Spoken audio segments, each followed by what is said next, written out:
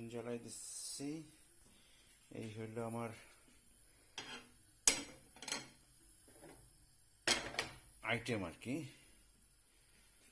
মাংস রানবো। লাল পেঁয়াজ কাটছি, আল্লাহ জানে 4টা পেঁয়াজ কাটছি, বেশি হয়ে গেছে মনে হয়।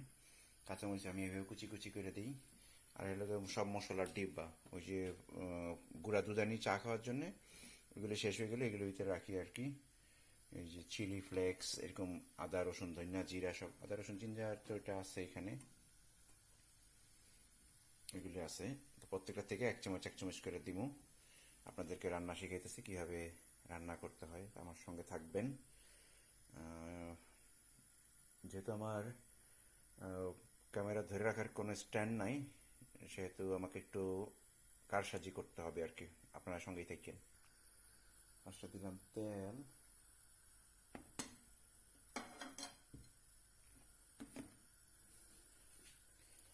এবার দিব,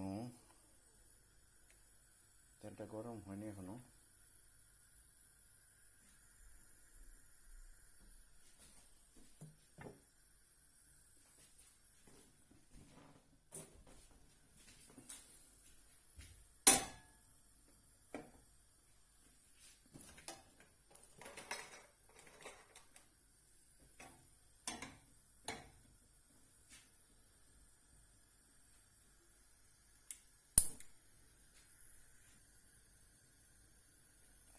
তেল মনে হয় গরম হয়েছে, দেখা যাক। বিসমিল্লাহ।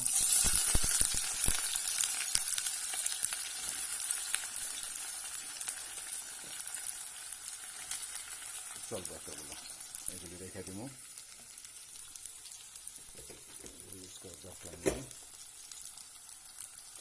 আর এই চুলায় রান্নো ডাবলি মটর, চিকপিস আর কি।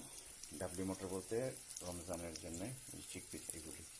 ক্যানটা কাটতে পারলে হয়েছে আর কি। এটা একটু পরে করবো, এটা একটু গরম হোক আর এটা ভাজা ভাজা হোক। এটার মধ্যে এবার কি কি দেই আপনারা আমার সঙ্গে থাকেন আর শিখেন।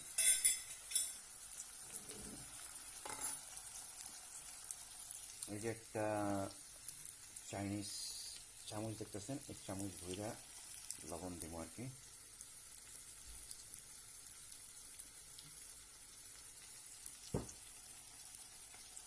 এক চামচ একটু দিয়ে দিই, 2 চামচ দিয়া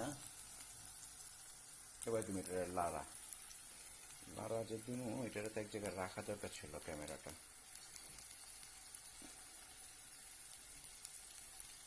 এইবার দিয়ে দিব এই সব মশলাগুলি, এইসব মশলা দিয়ে দিব আর কি।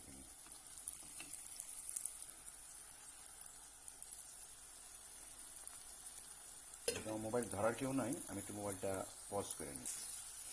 কাঁচামরিচও দিয়ে দিচ্ছি সঙ্গে।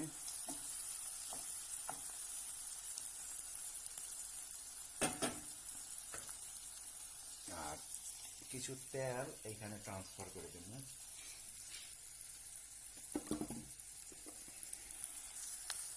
আলু ছেড়ে দিব।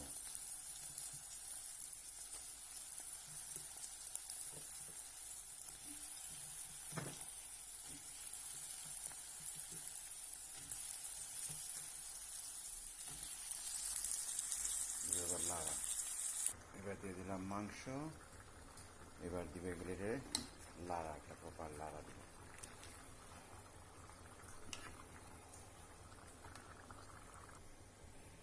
কালার হয়েছে, এখন এটা হইতে থাক।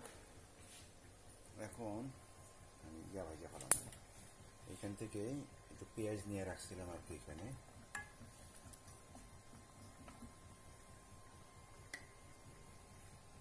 একটু গরম হইলে এই যে এটা ক্যানটা কাটছি,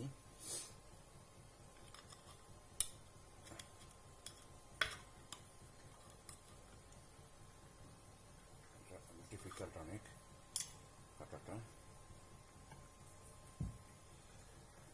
এটা এখন দিয়ে দিব, বুটটা দিয়ে দিব। বুটটা হয়ে গেলে কাম আমার শেষ, বসে থাকবে।